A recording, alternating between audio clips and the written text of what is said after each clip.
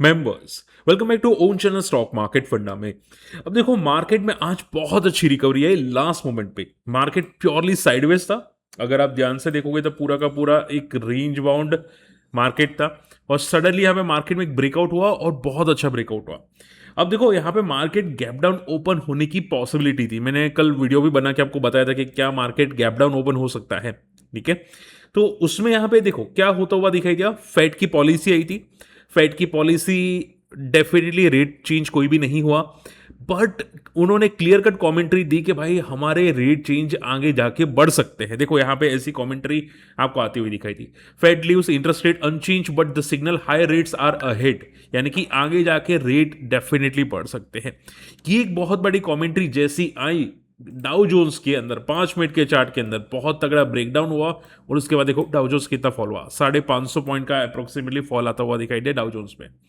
ठीक है, but let night को एक और खबर आई जहां पे मार्केट को बहुत तगड़ा रिबाउंड किया, और वो खबर थी यहां पे। सी कहां पे गया, जस्ट सेकेंड, देखो यहां पे US Iran MOU officially finalise after the both party digitally sign the agreement. यानी कि दोनों पार्टी ईरान यूएस ने डिजिटली साइन किया एमओयू के भाई हम लोग वार नहीं करेंगे। 60 डेज का पीरियड है, उसमें 60 डेज के अंदर एक दूसरे को धमकी भी नहीं देंगे, स्ट्रेट ऑफ हार्मोस को भी खोल देंगे। ये सब यहां पे होता हुआ दिखाई दिया। इसकी वजह से आप देखोगे डाउ फ्यूचर्स 550 पॉइंट वापस रिकवर किया। हमारा gift Nifty Nifty positive open हुआ, और क्रूड ऑयल अगर आप देखोगे तो क्रूड ऑयल वापस 77 को टेस्ट करता हुआ दिखाई दिया, 80 के नीचे जाता हुआ दिखाई दिया। ठीक है, एंड देखो ये जो न्यूज आई थी ना फेड की पॉलिसी की, मैंने ऑलरेडी टेलीग्राम के अंदर अपडेट कर दिया था। यहां पे अगर आप ध्यान से देखोगे, सी कि फेड की पॉलिसी आई है, मार्केट गैप डाउन था तो भी मैंने आपको बता दिया था कि देखो पैनिक बिल्कुल भी नहीं करना है। थोड़ा सा गैप डाउन मार्केट में दिख सकता है, बट पैनिक बिल्कुल भी नहीं करना है। ये एक्सपेक्टेड था, मुझे भी पता था कि एक्सपेक्टेड था, बट सडनली मॉर्निंग में न्यूज आ गई, जैसे कि आप देख सकते हैं कि यहाँ पे ईरान यूएस की डील साइन होने वाली है, और उसके बाद मार्केट वापस पूरा का पूरा रिकवर कर गया। ठीक है, तो अगर आप फ्री टेलीग्राम चैनल में नहीं है ना, सर्च करना एसएमएफ व्हाट्सएप चैनल, या फिर मैं इसकी लिंक शेयर कर दूंगा कमेंट में, डिस्क्रिप्शन में, आप जाके चेकआउट कर सकते हैं। ओके, अब देखो सिंपल सवाल आता है कि सर अभी मार्केट में क्या दिख रहा है। देखो मार्केट में सिंपल बात है, ध्यान से समझना। Mid cap index life high के आसपास पहुंच रहा है, ये क्लियर है कि मिड कैप इंडेक्स यहां से भागेगा। ये डील साइन होने से पहले मैंने आपको बता दिया था कि म्यूचुअल फंड में एक लमसम पॉसिबल है अगर आप म्यूचुअल फंड फोकस करते हैं तो। ठीक है, तो वो मैंने म्यूचुअल फंड का भी आपको बता दिया था। 2 दिन से मार्केट मिड कैप इंडेक्स लगातार पॉजिटिव जा रहा है। क्लियर, तो देखो मार्केट में लोग आपको बाद में बोलते हैं, मैं आपको पहले सिखाता हूं, समझाता हूं। बात समझ में आ रही है? तो फॉलो जरूर कर लेना, चैनल को सब्सक्राइब कर लेना अगर फर्स्ट टाइम विजिट कर रहे हैं, क्योंकि कोई नहीं बताएगा आप लोगों को, मैं पहले से आपको बता रहा था। क्लियर, चलिए अब बात करते हैं यहाँ पे स्टॉक वाइज के अंदर कि देखो सर मार्केट में स्टॉक में क्या हुआ। बाटा स्टॉक लाइफ में पहली बार 17% भागा। हम लोग बोल सकते हैं कि बहुत रेयरली भागता है बाटा। रीजन ये था कि नाइका का जो है, ठीक है, उन्होंने वो जो नाइका का रिटेल हेड है वो आ चुका है बाटा के अंदर। जैसे कि आप देख सकते हैं, बाटा इंडिया सेड अराउ will succeed Gunjan Shah who will be concluded his tenure upon the completion of his 5 year mandate leading the company. ठीक है, तो भाई मैनेजमेंट चेंज हो रहा है, और ये बहुत अच्छी न्यूज़ है कि भाई पुराना मैनेजमेंट कुछ उखाड़ नहीं पाया, नया मैनेजमेंट आ रहा है, जिसकी वजह से बाटा में बहुत बड़ी तेजी आपको आती हुई दिखाई दी है। अब देखो जनरली मैनेजमेंट चेंज होता है ना, तो डेफिनेटली मार्केट में मोमेंटम आना स्टार्ट होती है। ऐसा एक बार सुजलॉन में हुआ था, पूरा मैनेजमेंट चेंज हुआ था, उसके बाद आप सुजलॉन का हालत देख सकते हैं। टाटा मोटर्स एक टाइम पे 100 रुपए के नीचे था, मैनेजमेंट पूरा चेंज हुआ, उसके बाद टाटा मोटर्स का आप हालत देख सकते हैं। तो हमेशा याद रखो, मैनेजमेंट चेंज होता है ना तो बहुत बड़े टर्न अराउंड होते हैं कंपनी के अंदर। तो ये बाटा के लिए बहुत अच्छी न्यूज थी, और इसकी वजह से बाटा भागा। अब देखो अभी के लिए आप समझ के चलो कि भाई एक एक फेक पुल बैक हम लोग बोल के चल सकते हैं कि भाई हाँ एक पुल बैक कर गया। ठीक है, हम लोग ये भी बोल के चल सकते हैं कि यहाँ पे बेस बनाने की कोशिश करे Bata, which is very very positive side. But अगर फंडामेंटल चेंज हो जाते हैं तो जाके ये अपना लेवल को तोड़ेगा, वरना क्या होगा, वरना वो फेक जो पुल बैक किया था वो थोड़ा थोड़ा थोड़ा थोड़ा करके नीचे आना, साइडवेज आना स्टार्ट होगा। बात समझ में आ रही है? तो आपको करना क्या है, अगर किसी के पास मान लो कि बाटा कंपनी है, तो सिर्फ ये ध्यान में रखो कि मैनेजमेंट कौन से नए नए डिसीजन लेते हैं। क्या एक्सपोर्ट को बढ़ा रहे हैं, क्या अपनी प्रोडक्ट क्वालिटी को चेंज कर रहे हैं, क्या मार्केटिंग कैंपेन सेटअप कर रहे हैं, क्या कर रहे हैं। अगर कुछ नया कर रहे हैं ना, तो आई थिंक यहाँ पे बाटा में बड़े प्लेयर्स इंटरेस्टेड रह सकते हैं। अगर अगर वो लोग कुछ भी नहीं करेंगे ना, तो वापस वही होगा जो पहले बाटा में स्लो एंड स्टडीली फॉल दिखाई दे रहा था। बात समझ में आ रही है? तो ये चीजें आपको लोगों को ध्यान में रखनी है। ओके, इसके अलावा देखो बाटा मैं आपको बता चुका हूं।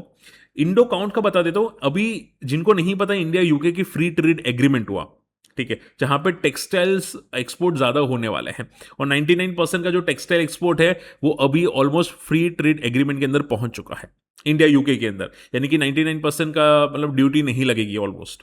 ओके, तो ये बहुत अच्छी बात है। इसकी वजह से बहुत सारे टेक्सटाइल स्टॉक भागे, उसमें से सबसे तगड़ा भागा इंडो काउंट।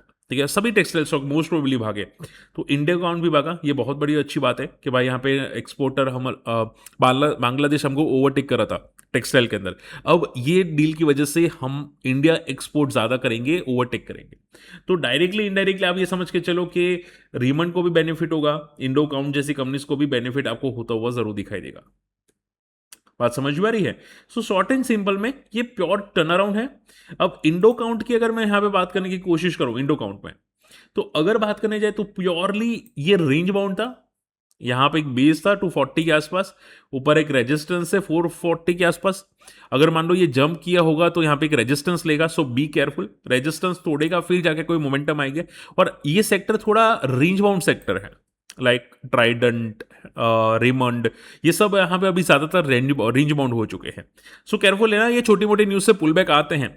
अगर आपको कोई टेक्सटाइल में फोकस करना है तो फंडामेंटली स्ट्रॉन्ग कंपनी ढूंढो, वरना क्या होगा, ट्रैप हो जाओगे। बात समझ में आ रही है? तो फंडामेंटली स्ट्रॉन्ग कंपनी ढूंढो, ये सबसे बेस्ट हो जाता है।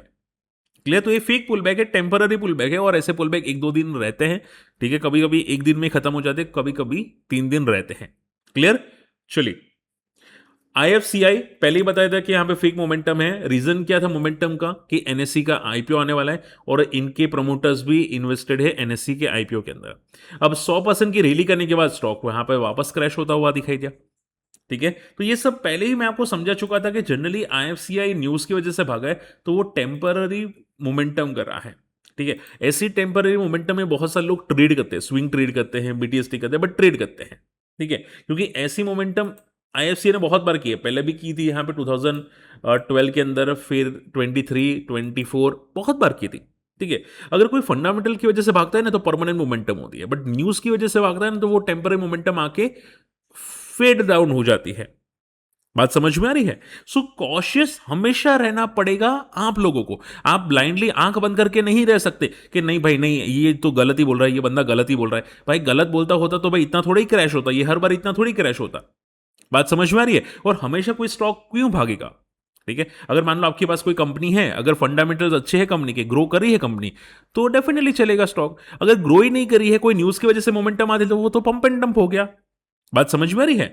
तो ये चीजें आपको भी ध्यान में रखनी पड़ेगी। ये मैं आपको पहले से सिखाने की कोशिश कर रहा था। ऐसे पंप एंड डंप ये 1-2 महीने में आराम से कर लेता है। देखो यहां पे भी इसने किया था, 1 महीने में सीधा 30 से 60 हो गया था, 1 महीने में, फिर वापस 40 हो गया, फिर वापस से 90 चला गया। ठीक है, फिर वापस नीचे आ गया। तो ऐसे ही चलता रहेगा। बात समझ में आ रही है? इसमें आपको स्विंग ट्रेड में मास्टर होना पड़ेगा। ओके, और मेरे पास कुछ फ्री कोर्स है, अगर आप इंटरेस्टेड है तो फ्री कोर्स शेयर कर दूंगा। आपको सिर्फ हमारे लिंक से अकाउंट ओपन करना है। ठीक है, आपको फ्री कोर्स भी शेयर कर दूंगा। क्लियर? चलिए, ओके, एनएससीएल भी भागा, क्योंकि एनएससी का आईपीओ आने वाला है, जिसमें माना जा रहा है कि एनआईसीएल, न्यू इंडिया इंश्योरेंस, अपना स्टेक सेल करने वाली है। एसबीआई के साथ न्यू इंडिया इंश्योरेंस भी स्टेक सेल करेगी, इसकी वजह से एनआईसीएल भी भागा। तो जैसे कि मैंने बोला, ये सब न्यूज की वजह से भागे हैं, वो भी टेम्पररी। बात समझ में आ रही है? अब वो कितना मोमेंटम करते हैं वो आपको चार्ट को देखना पड़ेगा। ये सब टेम्पररी मोमेंटम है। बात समझ में आ रही है? ये सब चीजें आपको कोई नहीं सिखाएगा, मैं आपको सिखाने की कोशिश करता हूं। मैं यहां पे एक बार स्टॉक का नाम ले लेता हूं, यहां पे न्यू इंडिया इंश्योरेंस। ओके, सो अगर आप देखोगे, देखो इसके फंडामेंटल अगर अच्छे होते तो इतना थोड़ी क्रैश होता, इतना थोड़ी क्रैश होता। ठीक है, वापस लाइफ हाई को कभी क्रॉस नहीं करता जब से लिस्ट हुआ है। होता ना, डेफिनेटली होता। ये 2018 का लिस्टिंग है। सो ये फेक पुल बैक है, और ऊपर एक रेजिस्टेंस है 200 एंड 280 का। देखते हैं यहां पे कौन सा पहला टेस्ट करता है, बट कॉशियस बिल्कुल रहना, क्योंकि ये सभी चीजें फेक पुल बैक करती है। अगर बड़े प्लेयर्स आएंगे तो ही ये भागेगा, बाकी ये टेम्पररी फेक पुल बैक करके वापस जैसे कि यहां पे हुआ था वैसा होने के चांसेस भी बनते हैं। आई बात समझ में? चलिए, इसके अलावा देखो सीरियसली बोलता हूं आपको, मुझे अगर मेरे जैसा कोई आपको एक्सप्लेन करता है ना तो मुझे कमेंट में बता देना कि कौन बंदा है, क्योंकि मुझे ऐसा लगता है कि मैं बहुत आपको अच्छा एक्सप्लेन करने की कोशिश कर रहा हूं, बट आप लोग ना सपोर्ट नहीं करते, कमेंट नहीं करते। एटलीस्ट कोई लाइक कमेंट कर दो कि अब आप, हाँ सर समझ में आ रहा है, कुछ भी कमेंट कर दो, ठीक है। चलिए जीई पावर की बात करते हैं। ये भी लगातार भाग रहा था, लगातार सर्किट मार रहा था, बड़े प्लेस इसके अंदर थे। अब ये वर्टिकल गया था डेली चार्ट पे, और उसके बाद लोअर सर्किट आना स्टॉक के अंदर स्टार्ट हो गई, ठीक है। देखो इसमें भागने का रीजन क्या था, मैंने आर्टिकल यहां पे रखा नहीं है, बट भागने का रीजन इसके फंडामेंटल चेंज के थे, कि रिजल्ट्स अच्छे आ रहे, फंडामेंटल प्योरली चेंज है, इसकी वजह से ये बंदा भाग रहा था, ठीक है। अब फॉल करने का रीजन क्या होता है कि जनरली अगर आप देखोगे तो ऊपर एक रेजिस्टेंस है, यहां पे 1000 के आसपास बहुत बड़ा रेजिस्टेंस है। अगर मान लो यहां से भागा होगा तो ऊपर एक रेजिस्टेंस पे आया होगा, तो यहां पे एक रेजिस्टेंस लेने की कोशिश करेगा, ठीक है। ये थोड़ा कॉशियस रहना, क्योंकि मल्टी ईयर रेजिस्टेंस है जो है 2007 से लेकर 2013 से 17 का रेजिस्टेंस है। तो एक बार अगर मान लो आता है तो वहां पे रेजिस्टेंस लेने की कोशिश करेगा, ठीक है। सो हमेशा चीजें टेक्निकल चार्ट्स को भी रडार पे रखना। क्लियर। चलिए, आई होप आज का वीडियो पसंद है, समझ में आया है। शॉर्ट एंड सिंपल में मार्केट पॉजिटिव है, म्यूचुअल फंड स्टार्ट कर दो, लमसम का एक इंस्टॉलमेंट, ठीक है। पहले भी आपको बताया था 3 दिन पहले, अगर स्टिल आप मिस कर रहे हैं तो फिर पता नहीं आप क्या करेंगे, ठीक है। और टाइम फ्रेम आपको कम से कम 2-3 साल मिनिमम होना ही चाहिए। बात समझ में आ रही है। आई होप आज का वीडियो पसंद है, वीडियो शेयर करना, चैनल सब्सक्राइब कर लेना, और फ्री टेलीग्राम में नहीं है जाके ज्वाइन कर लेना। टेलीग्राम नहीं चल रहा है तो आप व्हाट्सएप चैनल को ज्वाइन कर लेना, एसएमएफ व्हाट्सएप चैनल। मिलते अगले वीडियो में, बाय।